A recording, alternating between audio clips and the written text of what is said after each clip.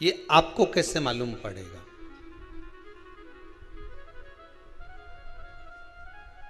पितृ भूखे हैं, इसका तो वर्णन हमने पहले कर दिया कि रात्रि को जब आप सोने के बाद में 1-1.5 घंटे बाद अगर आपकी नींद खुल जाए, 1 घंटा 1.5 घंटा आप सो लिए, उसके बाद जो नींद खुली तो 1-1.5 घंटे तक अगर आपको नींद नहीं आ रही है, रात्रि को सोने के बाद में 1 घंटे बाद जब उठे तो आपको प्यास लग गई, भूख लगने लगी, प्यास लगने लगी कि मेरे को पानी पीना पड़ेगा, घबराहट हो रही, पानी पीना पड़ेगा। 1-1.5 घंटे सोने के बाद अचानक नींद खुले और आपको प्यास लगे, समझ लेना आपके पितृ भूखे हैं और प्यासे हैं।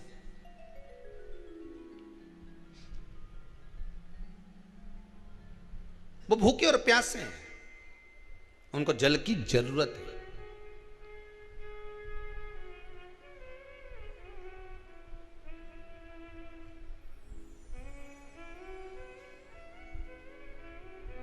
किसी भी नदी में, सरोवर में, कुंड में, बावड़ी में, तालाब में, आप तीर्थ में जाकर जब स्नान करते हैं तो स्नान करने के बाद एक काम का नियम बना लो कि अपने हाथ की अंजलि में जल लेकर अपने पूर्वजों को देना है।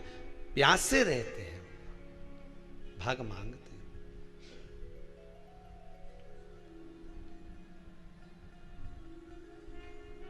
भाग प्राप्त करना। 3 वृक्ष पितरों के तुल्य हैं। नैमिषारण्य की कथा में भी कहा था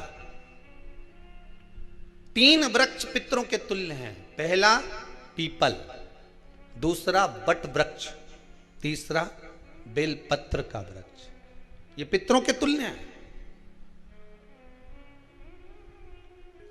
अगर आपको रात्रि में नींद नहीं आ रही है, ऐसा लगता है कि रात्रि को 1 घंटा 1.5 घंटा सोने के बाद कुछ गलत गलत विचार आने लगते हैं, नींद सुबह 3 बजे तक 4 बजे तक नहीं आती, 4 बजे के बाद फिर नींद आती है, तो एक प्रैक्टिकल जरूर कर कर देखना।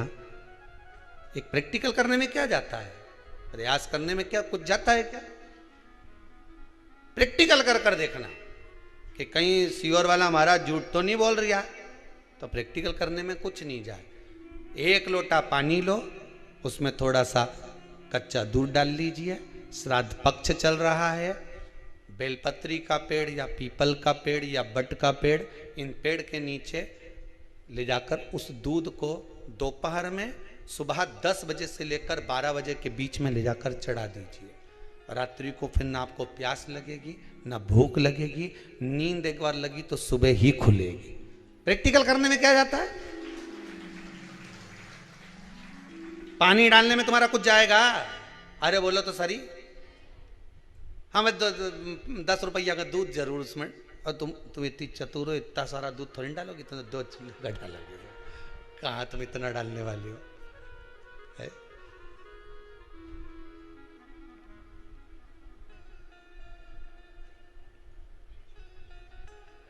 कहा बहुत चतुर चतुर लोग हो रहे संसार में हो, भले पूजन पाठ नहीं करे पर कहीं का एकदम मिलने आ जाए ना, क्या अम्मा जी है क्या पाठ कर रही है, फिर वो भी बैठ गई तुरंत, अभी तो सोई थी,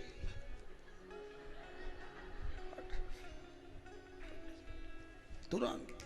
क्या पंडित जी हैं क्या, उनसे थोड़ा सा काम है, अभी माला जप रहे हैं, मालूम पड़े पंडित जी तो आराम से सेव फल खा रहे थे। अब प्लेट सोफा के नीचे घुसे, तुरंत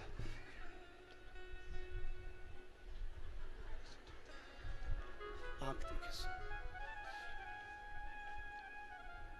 प्रैक्टिकल करने में क्या जाता है, कुछ भी नहीं बिगड़ेगा, ये तो बस जल डालोगे तुम्हारा ही कुछ अच्छा हो सकता है, बाबा की कृपा है।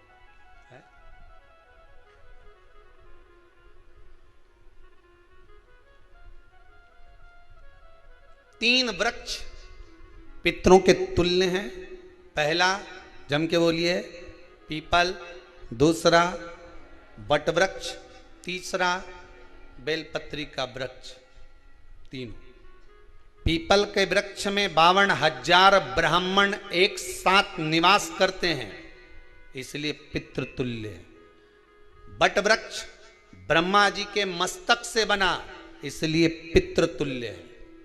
और बेलपत्री का वृक्ष माता पार्वती जी के अश्रु से बना। जब आंसू गिरे थे माता जगत जननी जगदम्बा पार्वती के, उस समय पर पितृलोक में हलचल उत्पन्न हो गई थी। हमारी नातिन की आंख में आंसू कैसे आ गए? मैनावती की पुत्री है,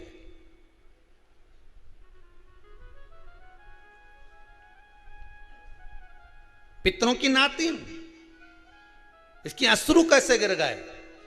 पार्वती जी ने कहा ये आंसू नहीं, मेरा पुण्य भाग प्रकट करती हूं बेलपत्री के रूप में। तो पितरों ने वर दिया था कि ये बेलपत्री का वृक्ष हमारा आशीर्वाद है, इसके नीचे अगर कोई दीप लगाता है, शिव को स्पर्श कर चढ़ाता है, उसके पितरों की शांति होगी। हम स्वयं उसको आशीर्वाद देने के लिए पधारेंगे। बेलपत्र का वृक्ष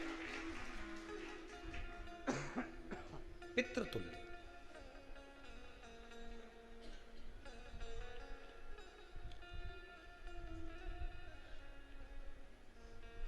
तो रात्रि को अगर भूख लग रही है, प्यास लग रही है, तो पितृदोष।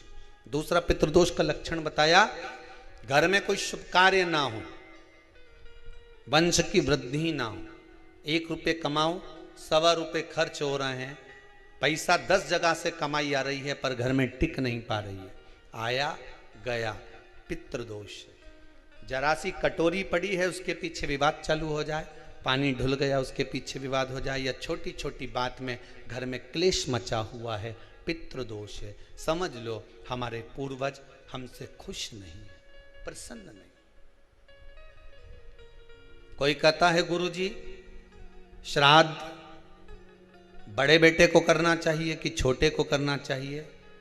शिव महापुराण की कथा कहती है, अगर जायदाद का पूरा हिस्सा बड़े ने लिया हो और तुमने अपनी माता का दूध ना पिया हो तो एक ही को कर लेने दो। अगर माता का दूध पिया है और अगर एक अंगूठी भी ली है, जरा सा एक कपड़ा भी अगर सास का लिया है, तो श्राद्ध तो तुझे करना ही पड़ेगा, करना ही पड़ेगा। तूने मेरा दूध पिया है तो बिल्कुल जम के तो बोलो।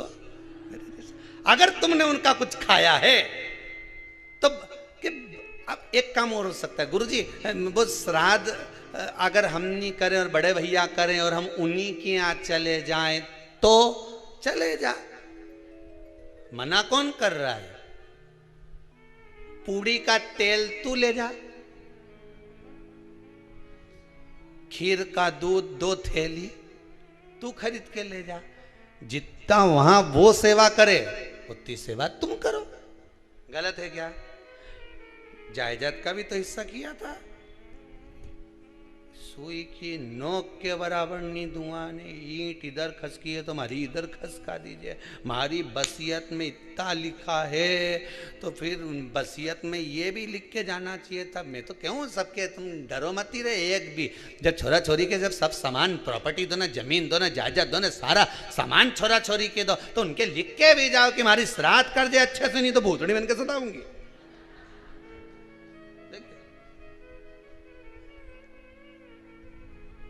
श्राद्ध करो। कितना दिया तुमको? बोलो ईमानदारी से बोलना, कितना दिया? ढेरों। और एक बात बहुत अच्छे से कहूंगा, आप लोगों के जीवन में उतरे। अगर मायके में भाई, मायके में भाभी, मायके के लोग अगर आपके माँ बाप का श्राद्ध नहीं करते हैं तो बेटी भी अपने माता पिता का श्राद्ध कर सकती है। उसने भी दूध पिया है अपने माता पिता का, पर वो श्राद्ध का भोजन कौन कराएगा? बेटी का पुत्र हो, बेटी की पुत्री हो, वो कराए। और नाम वो नाना नानी का ले ले, करे। अगर वो नहीं कर रहे हैं, वो नहीं संभालते, वो नहीं जानते, तो आप करो, वो करे। 2 भाग होते हैं। जब एक रोटी गाय के मुख में दी जाती है, गाय के मुख में जब हम रोटी देते हैं, एक रोटी जब देते हैं, या तो गाय के मुख में 16 श्राद्ध में जब रोटी देते हैं तो रोटी को बीच में से तोड़कर, रोटी का जो भाग होता है उसको, मतलब ऊपर से फुलका का परत नहीं निकालना है, रोटी जो सीधी सीधी है ना, जैसे ये रोटी है तो इसको बीच में से तोड़ लिया, 2 भाग विभाजित कर लिया, नीचे वाले भाग में भी थोड़ा सा गुड़ शक्कर रख लिया, ऊपर वाले भाग में भी गुड़ शक्कर रख लिया, एक के ऊपर एक रोटी को रख लिया, वो गाय को दी। तो अपन श्राद्ध पक्ष में 2 पूड़ी का प्रमाण है कि गाय को 2 रोटी दी जाती है, कुत्ता को 2 रोटी दी जाती है। 2 पूड़ी रख के देते हो, नहीं देते? आप लोग तो देते होगे, 2 पूड़ी के ऊपर पूड़ी रखकर, थोड़ा सा मीठा रखकर, नमकीन रखकर, कुत्ते को भी देते, 2 पूड़ी तोड़कर कागा को भी देते। 2 पूड़ी का प्रमाण कहां से आया? 2 भाग रोटी के टुकड़े का प्रमाण कहां से आया? श्राद्ध पक्ष में ही ऐसा क्यों किया जाता है? बाकी के समय पर तो कोई ऐसा 2 पूड़ी का प्रमाण ही नहीं, पर श्राद्ध पक्ष में ये क्यों कहा जाता है कि पूड़ी के ऊपर पूड़ी रख दे, उसमें मीठा रख दे, खीर शक्कर रख दे, गाय को दिया, कुत्ते को दिया, कागा को दिया, ऐसे क्यों कहा जाता है? उसका कारण क्या होता है? उसका केवल एक कारण है, जो नारी ने भोजन का निर्माण करा है, जो घर की बहू भोजन बनाई है, जो घर की बेटी ने भोजन बनाया है, घर की माता ने भोजन बनाया है। महाराज, पिता पुरुष एक कुल को तारता है, बेटी 2 कुल को तारती है। जब श्राद्ध पक्ष में 2 भाग रोटी के कर कर गाय को देती है तो 1 भाग तो उसके ससुराल वालों को मिलता है।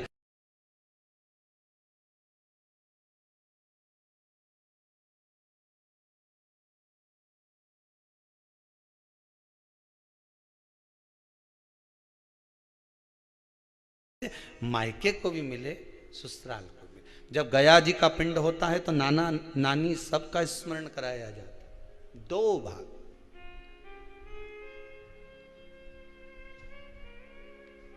पुण्यता प्राप्त। अब लोगों को मालूम तो है नहीं कि 2 पूड़ी क्यों रखते हैं, उसका कारण वर्णित है शास्त्रों। दोनों पक्ष तारने के लिए, दोनों पक्ष का स्मरण कराने के लिए। महाराज, बिंदु प्रेत योनि में पड़ा, चंचुला देवी उनके मोक्ष का प्रयोजन कर रही है, प्रयास कर। क्या करा जाए कि इनको मोक्ष मिल जाए? कहा शिव महापुराण की कथा। पार्वती मैया की सहेली बन गई और पार्वती मैया ने शिव महापुराण में प्रेत योनि से मुक्त होने के लिए कहा, तुम रुका जी के यहाँ जाओ, देवऋषि नारद के पास जाओ। नारद जी ने तुमरुका जी के पास भेज दिया। क्यों? नारद जी जानते हैं मैं कथा नहीं कह सकता, मैं कथा सुन सकता हूं पर कह नहीं सकता, कहने के लिए मुझे बैठना पड़ेगा, सुनने के लिए हो सकता है कि मैं चले जाऊं, वापिस आकर बैठ जाऊं।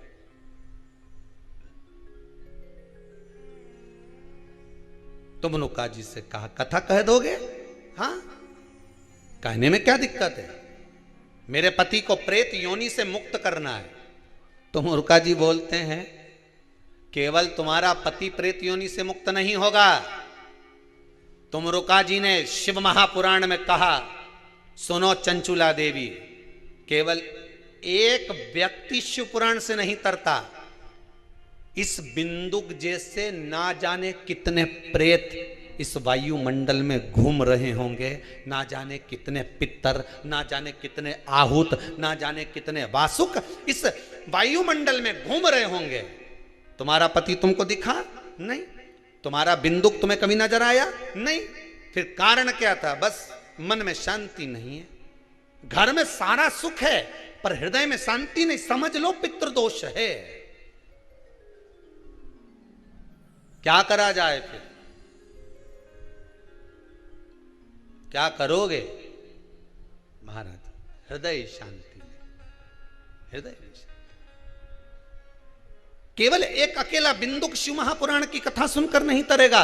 तुमरुका जी कहते हैं जिस समय पर मैं शिव महापुराण की कथा कहूंगा, सुनो चंचुला देवी, इस संसार के इस भूमंडल पर मृत्यु लोक में जितने भी जीव इस संसार सागर में भटक रहे होंगे, शिव महापुराण की कथा सुनकर वो भी तर जाएंगे। ये अकेली बिंदुक को तारने वाली नहीं है, इस मृत्यु लोक में जो विराजमान। आज भी नियम है महाराज, श्राद्ध का भोजन टेबल पर नहीं कराया जाता, श्राद्ध का भोजन ब्राह्मण को कुर्सी पर बिठाकर नहीं कराया जाता, श्राद्ध का भोजन किसी जाता। श्राद्ध का भोजन आज भी प्रमाण है कि ब्राह्मण के लिए भूमि पर आसन लगना चाहिए और जमीन पर बैठकर कराना चाहिए। तब क्यों? क्योंकि इस भूमि पर बैठकर जब भोजन कराएंगे, इसी भूमि से ना जाने कितने पितृ गए, कितने तर्पण हुए, कितनी तिलांजलि हुई, इसी भूमि से, इस रज से, इस कण से ना जाने कितने जीव चल गए। अब लकड़ी पर या टेबल पर या कुर्सी पर बैठकर ब्राह्मण को भोजन कराने का प्रमाण नहीं है। अब आपका फैशन ज्यादा हो गया तो बात दूसरी है। पंडित जी ऊपर बैठ के खा लोगे क्या? पंडित जी तो बोल देंगे अच्छा है, खिला दो।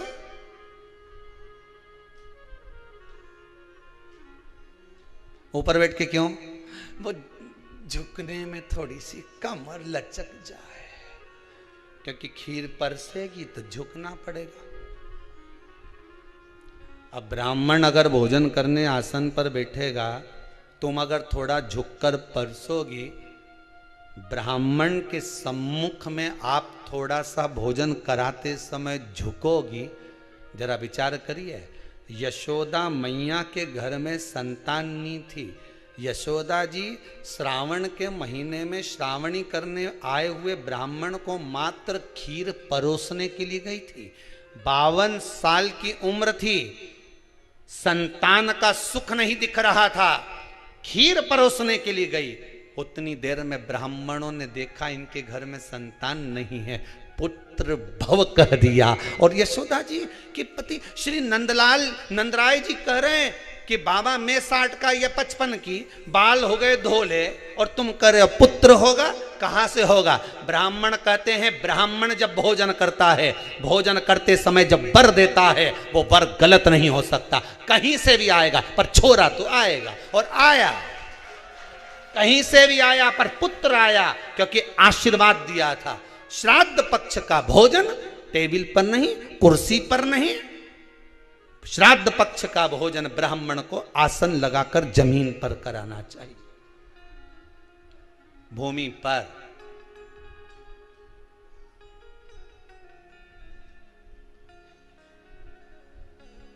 अब आजकल के ब्राह्मण भी थोड़े नीचे,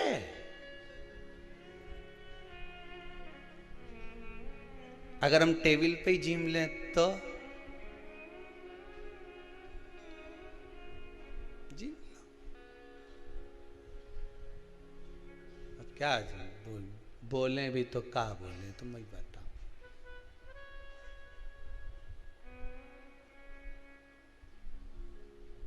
थोड़ा सा भाग भूमि का हो महाराज।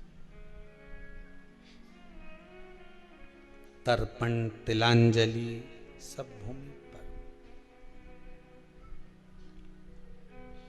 हम तो जो जजमान हवन करने के लिए भी जो जजमान लोग नाम लिखाए हैं पितरों के लिए, तो हम उनको भी कहते हैं कि कुर्सी पर बैठकर आहुति छोड़ने से अच्छा है आप बैठो मनानी पर, पहले सबसे पहले भूमि पर 10 मिनट बैठो, पर बैठकर आहुति छोड़ो। उसके बाद भले आप स्टूल लगाओ, कुर्सी लगाओ, आपकी मर्जी, पर 10 मिनट 5 मिनट तो आप भूमि पर बैठो उन जीवों के लिए,